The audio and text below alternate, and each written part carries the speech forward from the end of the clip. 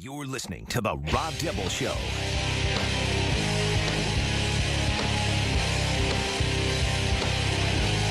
On The Rob Dibble Show with Bob Joyce, Ben Darnell. I'm Rob Dibble, and we're joined by one of the biggest men in this room here at Gurney's Newport Resort Marina at AAC Media Days. Matt Peart, offensive lineman. You're a redshirt junior, you were telling me? Yes, sir. 6'7", 302. 302. They got you 301 in the program. Does that make you upset? That's okay. You got to eat another steak or what? Yeah, I know. You are you're a specimen, dude. You're huge. Thank you. So, how excited are you? The second year under Coach Edsel, he's fired up. We're fired up. How's the team feel right now? The team, we're ready to go. You can tell the sense of the aura, like when we're working out on the field doing sprints or in the weight room. There's always competitive aspect to it, and you just see the drive amongst like the older guys and the younger guys that just came in. I mean, everyone's looking forward to camp, so we just really want to put on the pads and go. So it's just a really it's a just very competitive atmosphere right now. Peart, I was trying to pick your brain and steal the game plans already and try to get the calls for the offensive line. Explain to people how offensive linemen are actually the smartest people on the field. A lot of people don't know this. A lot of people think 302, humongous dude, all you do is eat and hit things. You guys have to work together. All five have to be on the same page. Explain how you guys are smarter than defenses. From an offensive line standpoint, it's kind of weird. You kind of have to think a lot, but not think at all. It's a good way to put it. Yeah, It is. Because we all have to make calls effectively as a unit. So whether I have to go out on a block because there's a guy on the edge, I have to tell that down, and it changes up everyone's scheme and what they have to do with their footwork and everything. So it just has to be. I can't really describe it. It's just like the root of the tree is the center, and it branches out. Oh man, kind of thing. How are you guys now? Like the front five, and then you're working in, as Coach Edsel says, you'd love to have an 8-man rotation somehow, some way, just in case. But how is that cohesiveness? How is that tree in its roots right now for UConn's offensive line? I think it's good. Our offensive line is looking pretty solid. We got Crozier back healthy. Cam George is great. Vandermark is more confident and more comfortable in his position. Brian Cespedes, he's been slept on a little bit, my right guard, but now I feel like he knows what he has to do, and he's ready to pack a punch. I'm ready for the right tackle spot, and just trying to produce more or better than I did effectively on the left side.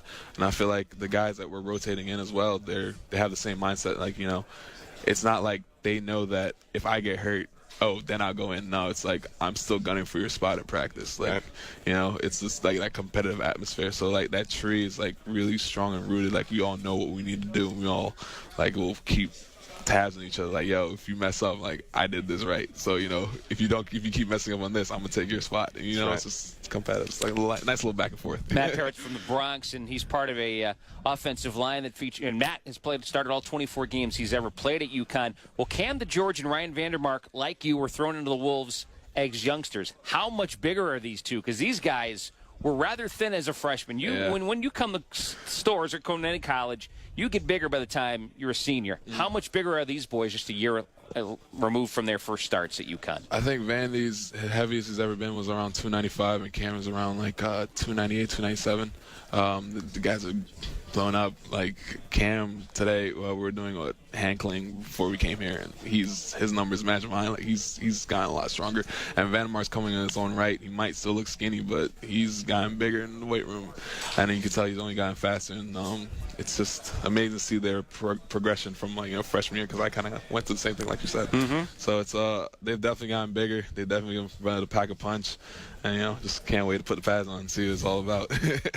Some of my favorite people, when I played in Cincinnati, Anthony Munoz, he used to come in and do our chapel and scare the crap out of everybody in the room. Lincoln Kennedy's another friend of our show, and Brad Hopkins. And when you were growing up in New York, who were some of your favorite offensive linemen? Oof. All right. Well, because I started football very late. It didn't come to me until my junior year in high school. But after that, my coach kind of put me on to Tyron Smith, and because I just his kick step is ridiculous. Can't go wrong. Yeah, I'm a Giants fan. I Yeah, can't. attaboy. No, you know what? I take it back. Nate Solder, our left tackle now. It's great. He's great. He's the I'm best from left Connecticut. I'm a tackle. Cowboys fan, so I love you more now. Nate Solder. I would take that back. All right, we're friends with Foley Fudukasi. You told us you were his roommate at one point, and we always ask him, like, what are you eating, man? Like, what is your diet to get ready for the NFL? And he's like, pretty much everything. Give me a you and Foley story of knocking down some food. Like, Knocking down some food. Yeah, has there been you guys show up to a restaurant and they say they're closed all of a sudden? We never really went out to eat when we lived together because it was a 4-to-a-room, like kind of live in apartment style. But Right. we'd always have like a potluck, and Foley loves to cook. So like, I remember, when we used to get, we would like invite some teammates over. They all put 5 in a pot, so like we all like buy groceries. And I remember Foley just put down like 4 racks of chicken. I'm like, who's gonna eat all this chicken? He's like, they know what I will. And one of my friends, another roommate of ours, Brian Cespedes, so like he had his old thing. So he's a Dominican, so his mom gave him his recipes. I'm Jamaican, so I did parts of the chicken. And we had like a nice big potluck in our living room. Probably 20 guys from the team came over. Everyone chipped in. It was a great atmosphere, great feeling. Everyone ate. Everything was gone by the end of the day. I believe it. Even though we tried to sneak a little place here and there, we kind of ended up having to share with other people. But What about like pig's feet soup and stuff like that? Pig's feet Oh, soup. you Yeah, eat give us, that? what's the nasty thing that everyone's eating? Like, what's the nasty lineman food? Either Cespedes or you guys are bringing in the locker room. You're like, man, get that out of here. I mean, like I said, part of my culture, me and Jamaican, this thing called goat head soup. We No, actually thank put a you. goat head I don't in it. want. I'm not gonna lie, it sounds disgusting, It but does. it is amazing. I just watched a guy put a whole goat, even though the yard goats are in Hartford. But let's skip that for a second. Put a whole goat in the ground and cooked it, and it was like ribs. What? Wow. Oh yeah. You ever Okay. watch like the cooking channels and stuff? I A think little you'd be bit, a interested little in bit, that a little stuff. bit, a little bit. So it was, they start a fire, then they covered it, and then they put a whole goat on top of it, and then it's just the meat falls off the bone. We were just talking to your coach because I played in Cincinnati for 7 years, Montgomery Inn, and he didn't go there. It's like the best rib place on the planet. Really? The ribs just Okay. fall off the bone. So what's a go-to meal in New York? A go-to meal. Smith and hard. Walensky's, Carbone's. For me, I don't really go to the big name restaurants. Find Really? little shacks here and there. Like I know a place downtown Manhattan. Keeps changing the name, but it's the best dollar pizza you'll ever have. I'm with Peart. It's a man. dollar How slice. many Me and slices Peart of hang out pizza the can same you I have? had to cut myself off at like 7. They're amazing. Like it is just amazing. Who's looking forward to lobster tonight?